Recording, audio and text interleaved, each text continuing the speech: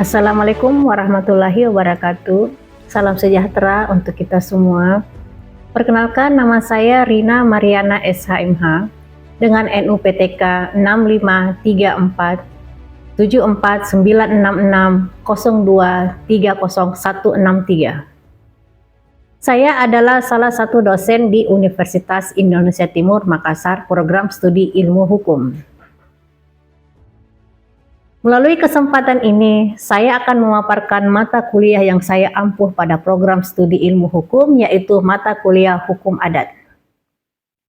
Mata kuliah ini berada pada semester 2 dengan bobot sebanyak 3 SKS. Adapun deskripsi mata kuliah ini yaitu mata kuliah hukum adat ini mengajarkan tentang bagaimana pluralisme hukum di Indonesia. Juga sistem hukum adat yang berlaku di masyarakat, di mana peran masyarakat adat di sini ditempatkan dalam pemberantasan kasus illegal logging di sektor kehutanan Indonesia. Adapun capaian pembelajaran mata kuliah ini adalah mahasiswa mampu memahami dan menjelaskan sistem hukum adat ini secara seksama dan rinci. Kemudian mahasiswa ini bagaimana bisa menganalisa berbagai permasalahan dari masyarakat adat dalam membantu pemerintah mengatasi kasus-kasus illegal logging yang ada di daerah Sulawesi Selatan. Kemudian mahasiswa juga ini mampu menggambarkan mengenai bagaimana peran serta masyarakat adat dan kolaborasinya bersama pemerintah dalam pelestarian hutan di Indonesia. Materi ajar pada mata kuliah ini terdiri dari beberapa sub bahasan dengan 14 kali pertemuan, ditambah dengan UTS dan UAS. Berikut adalah daftar materi dari mata kuliah hukum adat. Yang pertama itu bagaimana mahasiswa bisa memahami dan mendeskripsikan mengenai hukum adat, juga bagaimana bisa memahami, mengetahui sejarah hukum adat, memahami dan mendeskripsikan tentang ciri masyarakat adat. Kemudian bagaimana juga mahasiswa ini bisa memahami dan mendeskripsikan perkembangan hukum adat di masa sekarang ini. Lalu mahasiswa bisa menjelaskan ciri masyarakat adat, juga bisa mendeskripsikan bagaimana sistem kekerabatan adat di Indonesia. Lalu bagaimana bisa memahami dan mendeskripsikan tentang perkawinan adat, mendeskripsikan peran serta masyarakat adat, dan memahami tentang bagaimana terjadinya sengketa adat. Lalu yang terakhir adalah bagaimana mahasiswa ini mampu mendeskripsikan tentang pewarisan hukum adat. Metode pembelajaran yang saya gunakan yaitu terdiri dari ceramah, diskusi, serta pemberian tugas, baik itu tugas secara individu maupun secara kelompok. Adapun media pembelajaran yang saya gunakan dalam mata kuliah ini yaitu dengan menggunakan proyektor untuk menyampaikan materi ajar, dengan menggunakan media visual seperti foto, slide, PowerPoint, dan gambar, juga media-media pendukung lainnya.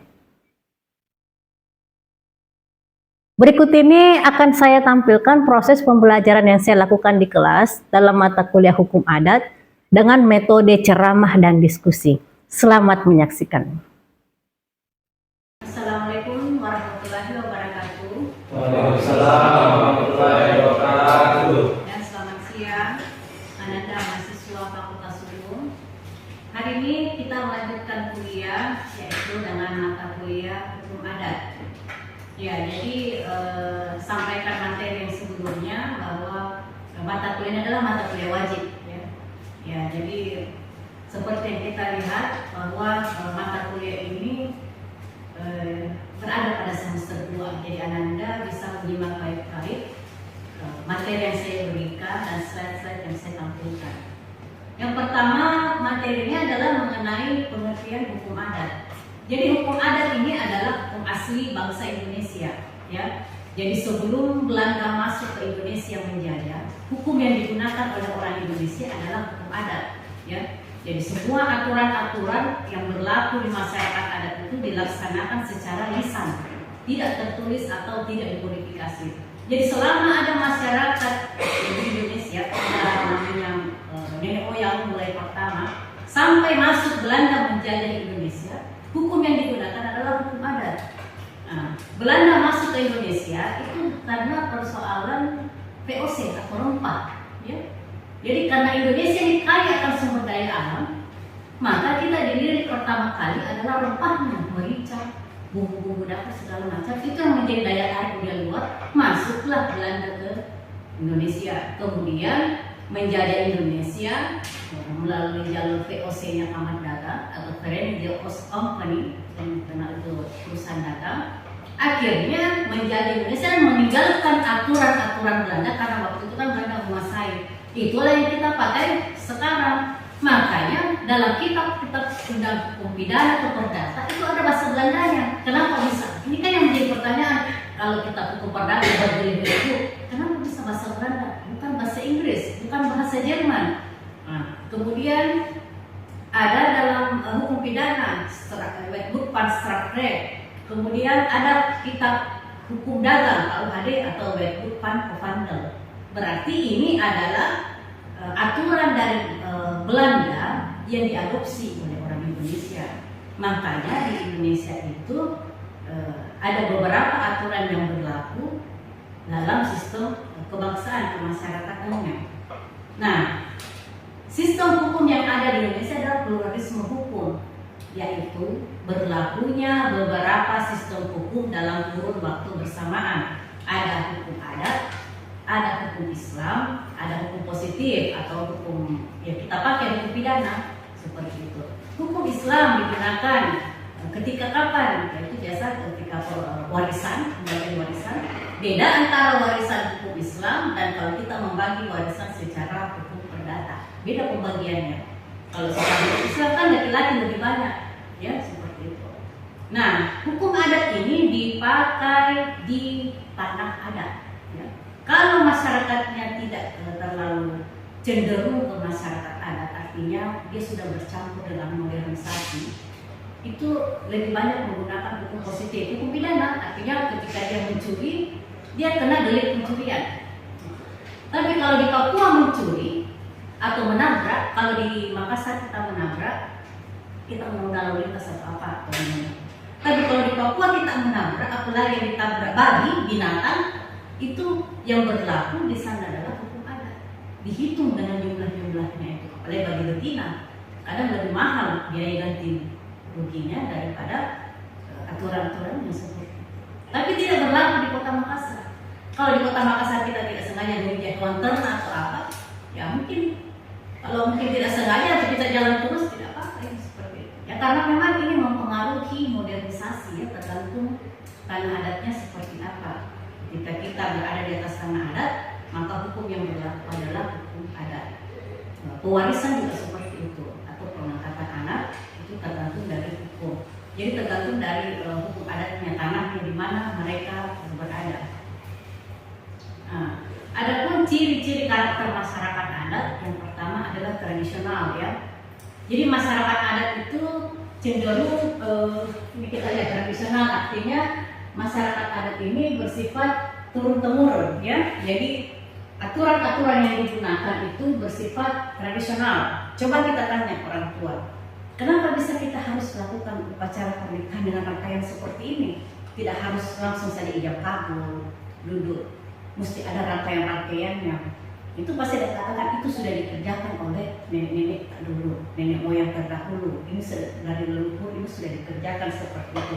Maka kita yang generasi berikut hanya melanjutkan dari aturan-aturan dari leluhur kita. Kemudian ada magis religius. Jadi yang dimaksud dengan magis religius ini adalah masyarakat adat ini cenderung percaya pada hal-hal yang berbau gaib, ya. Jadi kita kadang percaya ada namanya santet, atau orang Makassar dengan solusi doti-doti. Kita percaya ada namanya dukun. Kita percaya namanya ilmu pesugihan, ya. Kalau mau kaya tidak perlu, kalau capek cari uang secara tenaga kita pergi pesugihan, ya. Ada namanya kalau di Makassar itu ya pesugihannya ada beberapa daerah. Kemudian animisme dan dinamisme, percaya pada hal-hal yang berbau gaib, mitos dan berbagai hal-hal religius lainnya gitu. Kenapa disebut religius? Karena Indonesia itu boleh dikatakan Islamnya Islam setengah budaya. Contoh, kalau dalam agama Islam itu hanya 2 hari raya, hari kebesaran yang bisa dirayakan, Idul Fitri dan Idul Adha, bisa dirayakan. Yang lain tidak, seperti Maulid. Maulid itu tidak ada hubungannya kalau kita tarik secara religi. Apa hubungannya antara sesejarah apa segala macam kayak kado minyaknya segala macam telur dengan kelahiran Nabi Muhammad? Itu sebagai upaya atau bentuk kegembiraan katanya. Berarti ini ada pencampuran antara agama dan budaya. Nah, akhirnya nanti mendapat sebutan bahwa di Indonesia itu Islamnya adalah Islam budaya. Seperti kemarin 10 Muharram, ya. Itu kan tahun baru dari 10 Muharram, tahun baru ke-10 itu dari segi agama itu kita berpuasa. Tapi dari segi budaya, masyarakat berbondong-bondong membeli ember atau gayung dengan pikiran bahwa untuk menarik rezeki. Nah, itulah yang disebut najis religius. Ada juga yang disebut santet, ya, atau percaya hal-hal yang berbau gaib. Artinya kita percaya ada hal-hal yang najis, ada hal-hal dunia gaib di luar kita sekarang, ya. Biasa ada orang sakit, sakitnya tidak sembuh-sembuh. Nah, orang langsung hubungkan, ini mungkin non medis. Kenapa kita berpikir seperti itu? Tidak seperti dunia barat yang berpikir bahwa ini adalah medis. Dunia barat tidak mengenal namanya non medis. Mereka itu realistis bahwa sakit obatnya seperti ini, oke, sembuh. Kalau kita tidak, apalagi di kampung, kalau ada yang sakit pasti laginya sudah 7 hari sakit, ini nggak mungkin non medis. Kenapa kita berpikir seperti itu? Karena itulah kita ciri masyarakat adat yang sudah percaya bahwa ada hal-hal yang berbau medis atau ada hal gaib di dalam sebuah kehidupan. Makanya disebut medis religius. Nah, kemudian yang ketiga adalah tidak dikodifikasi. Jadi aturan-aturan adat itu tidak dikodifikasi, artinya tidak dibukukan seperti KUH Perdata atau pidana, ya. Jadi tidak ada. Kalau kita di tanah adat, kemudian kita melakukan pelanggaran, maka yang memberikan sanksi adalah tokoh adat. Ketika kita bertanya pada tokoh adat, mana dasar hukumnya Pak? Kita mau lihat. Tokoh adat mengatakan ini sudah dilaksanakan secara turun-temurun. Jadi makanya hukum adat itu bersifat lisan. Kalau dikodifikasi bahasa secara terminologi, kodifikasinya dibukukan. Jadi aturan-aturan itu ditulis kemudian disimpan dalam kitab. Itulah namanya Kitab Undang Hukum Perdata atau KUH Pidana. Itu namanya sudah dikodifikasi. Kalau hukum adat tidak ada kodifikasi, tetapi hukum yang bersifat lisan. Seperti itu.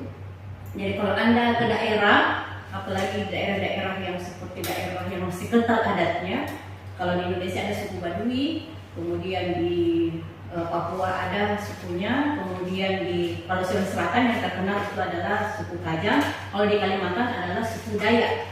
Antara Dayak dengan Kajang ini memang sebuah masyarakat yang memang lebih didominasi oleh hal-hal yang berbau magic, ya. Kalau kita ke Dayak, Kalimantan itu hati-hati, kita harus sopan, kita harus artinya tidak boleh melakukan hal-hal pelanggaran, karena ketika kita melakukan pelanggaran maka ada hal-hal tertimpa kepada diri kita. Itulah yang disebut medis religius, tidak dikodifikasi dan aturan-aturan dalamnya bersifat lisan. Kemudian berikutnya hukum adat itu visual, artinya nyata, nampak. Seperti contoh, ya, meskipun dia medis religius, tetapi hukum adat ini ketika melakukan sesuatu itu bisa langsung terbuka. Contoh, DP atau uang muka, down payment. Down payment atau uang muka itu adalah berasal dari adat. Jadi sebelum kita beli ada namanya panjar. Ini berasal dari kulturnya masyarakat adat. Kita panjar dulu, tanda jadi, kemudian nanti berikut baru ada diserahkan. Itu yang disebut visual. Hal-hal yang mau dihukum atau dikenakan sanksi itu diperlihatkan kepada publik supaya ini artinya nyata orang melihat. Karena hukum adat itu yang berat adalah sanksi sosialnya. Contoh, anak muda duduk berdua di tempat yang gelap, atau seseorang melakukan asusila, norma atau perzinahan. Sanksi sosialnya apa? Diarak keliling kampung, kemudian diperlihatkan di depan umum bahwa ini telah melakukan tindakan asusila. Lawannya asusila kan susila. Artinya dia melakukan sebuah pelanggaran norma. Itu sanksi sosial yang berat. Sanksi sosial berikutnya apa? yang berhubungan langsung dengan isu-isu terkini. Contoh, korupsi, koruptor. Koruptor itu pelakunya sudah dihukum, tetapi sanksi sosialnya apa? Di keluarganya dan anak-anak. Setiap dia lewati, bapaknya itu koruptor. Itu contoh studi kasus ya, kasus korupsi. Ya, ada contoh studi kasusnya yaitu sanksi sosial terhadap kasus korupsi ya.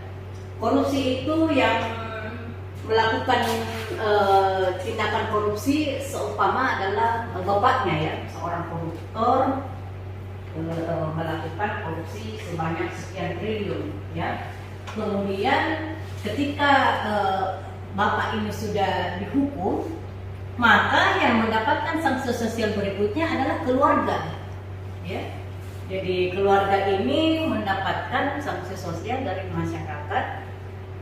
Otomatis pendapat masyarakat bahwa ini adalah keluarga koruptor, ini adalah anak seorang koruptor, bapaknya koruptor. Oh iya, memang dia kaya raya, dia hidupnya hedonis dari hasil korupsi. Sanksi sosial ini yang tidak bisa hilang dari manapun, baik kita di kampus ya. Mahasiswa juga seperti itu, kita akan menyandang predikat buruk sesuai dengan apa yang kita kerjakan. Jadi sanksi sosial itu kadang lebih berat, efek jerahnya lebih besar daripada sanksi penjara. Kenapa bisa korupsi berulang-berulang? Karena belum memberikan efek jerah. Beda dengan hukum adat. Hukum adat itu efek jerahnya tinggi. Ya. Ketika ada terjadi kasus berikutnya adalah kasus yang paling parah adalah kasus incest atau hubungan saudara. Masyarakat adat percaya seperti di Bulukumba bahwa ketika terjadi kasus incest hubungan saudara bapak dan anak, maka bapak ini dihalalkan, tanda kutip dihalalkan darahnya. Artinya dia dihukum eksekusi mati, kemudian mayat ini tidak boleh dikubur karena masyarakat adat percaya bahwa ketika dia dikubur maka daerah kita akan tertimpa sial musibah. Jadi mayatnya waktu itu dilarang ke laut, dibuang ke sungai, ya karena dia dianggap sangat kotor. Masyarakat percaya bahwa orang yang dengan kelakuan seperti ini, bumi pun tidak sanggup menerima atas perilakunya yang buruk seperti itu. Itulah hukum adat, sanksi sosialnya berat. Jadi yang membedakan sanksi hukum adat dengan hukum positif salah satunya adalah sanksinya. Kalau hukum positif kan penjara, kurungan, apalagi koruptor itu kan penjaranya enak, ber-AC, seolah seperti kos-kosan seperti itu. Kalau sanksi sosial tidak, coba diterapkan sanksi sosialnya. Dia akan dihukum atau diarak keliling Indonesia atau diperlihatkan ke mukanya atau kalau sekarang aturannya dimiskinkan, itu nih penyitaan asetnya undang-undang korupsi yang baru itu disita atau dalam tanda kutip dimiskinkan, semua hasilnya itu diambil oleh negara. Kemudian tradisi berikutnya adalah terbuka dan sederhana, tapi masyarakat adat ini sangat welcome ya, seperti di Bali. Contoh, di Bali itu sudah bandara internasional. Makna dari kata internasional, mereka welcome terhadap dunia internasional. Tapi Bali itu masyarakat adat, hampir di mana-mana ada sesajen, ada mereka pakai baju kebaya. Di sana bahkan kalau nyepi atau ada kasus, mereka lebih percaya pada pecalang. Pecalang itu polisi adat Bali, bukan polisi kepolisian Polri. Mereka tidak butuh Polri, apalagi ormas. Ya. Ketika ormas mau masuk, pecalang bilang tidak usah, kami ada pecalang. Pecalang adalah polisi adatnya, dan itu lebih ditakuti daripada yang lain. Karena ya, dari materi yang telah saya sampaikan mengenai masyarakat adat beserta sanksinya, ini diharapkan mahasiswa ini sudah bisa menerima materi yang saya berikan. Jadi mungkin sampai di sini ada yang ingin bertanya, silahkan. Dari ya, silahkan Pak. Ada yang saya ingin tanyakan dulu, Ya. bagaimana perkembangan hukum adat yang ada di Indonesia sampai saat ini? Iya, jadi hukum adat sampai saat ini masih ada karena seperti yang ada pada konstitusi kita pasal 18B bahwa negara mengakui kedaulatan hak-hak rakyat masyarakat adat selama masyarakat adat masih ada. Kalau masyarakat sudah tidak ada, negara mengambil alih tanah, ya. Jadi seumpama ada daerah A, di situ ada masyarakat adat. Negara tidak ganggu, di situ ada hak wilayah, tanah untuk dikelola bersama, negara tidak ganggu karena ada di konstitusi pasal 18B. Negara mengakui hak-hak masyarakat adat itu. Jadi kalau masyarakatnya sudah habis keturunannya, negara ambil alih, ya seperti Jadi tetap ada selama dia itu dalam konstitusi kita. Ya. Selanjutnya masih ada yang bertanya, silakan.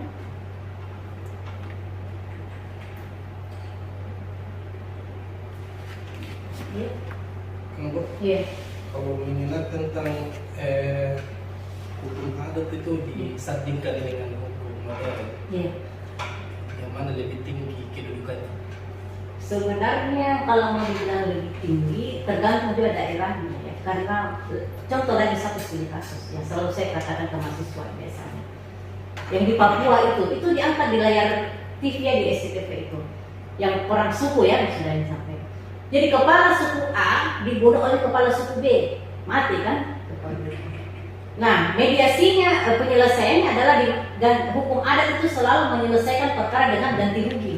Selalu ganti rugi. Mau dimanapun kita berada, hukum adat itu penyelesaiannya adalah ganti rugi. Ya. Nah, pada saat proses ganti rugi, kepala adat yang terbunuh ini dia minta 1 miliar.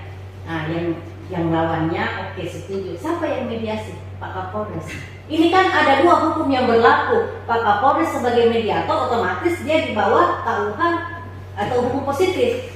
Nah, kenapa dia menjadi mediasi di atas kasus ini? Nah, hukum adat yang digunakan nego, mediasi, damai, ganti rugi, tidak ada masalah, orang berhenti. Berarti ini sama, makanya disebut pluralisme hukum. Berlakunya beberapa sistem hukum dalam kurun waktu bersamaan. Itulah tahapnya ya. Jadi ada hukum adat, ada hukum Islam, ada hukum positif. Tergantung di mana dia berada. Jadi ini bersifat kondisional. Kalau di Makassar tidak. Kalau ada kurang begitu langsung, karena memang kita sudah artinya sudah masyarakat modernisasi ya. Tapi kalau di daerah-daerah tidak, di Bulukumba seperti itu. Kalau ada kasus incest, kasus apa, langsung tokoh adat maju. Jangan Pak, ini di tanah adat kita selesaikan. Seperti kasus kasus terakhir ya, kasus di Jambi, kasus anak dalang yang terbunuh. Sementara proses sidang, hakim siap membacakan putusan, terdakwa sudah duduk, masuk kepala sukunya. Dia bilang, maaf, ini harus diselesaikan secara adat. Kami ambil ini tersangkanya dan kita proses secara adat. Sidang ditutup. Karena hakim paham bahwa ada 3 sistem hukum yang berlaku. Apalagi dia berada di tanah adat. Maka dia tidak bisa serta-merta, dia harus menghormati. Meskipun hukum adat ini lisannya. Kalau kita bertanya, tunggu Pak, mana sistem hukumnya, mana dasar hukumnya? Tidak. Karena memang itulah, saya katakan tadi, tidak dikodifikasi, tapi sangat dihargai dan dihormati. Makanya kita berhati-hati ketika kita berada di tanah adat. Nah, apalagi akan melakukan pelanggaran, jangan sampai sanksi adatnya kita tidak bisa pulang ke kampung halaman seperti itu. Gitu. Ya. Selanjutnya ada yang bertanya silakan. Iya. Terkait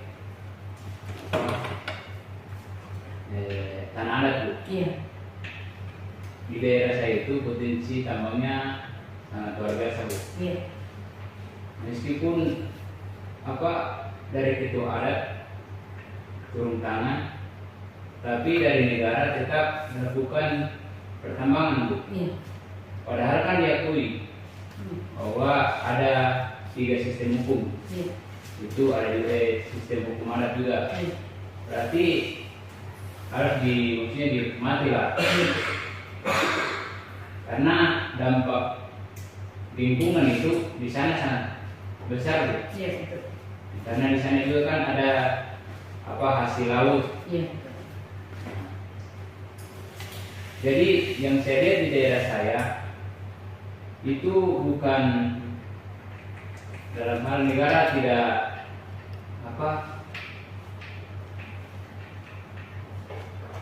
menghargai atau menghormati hukum adat, Iya.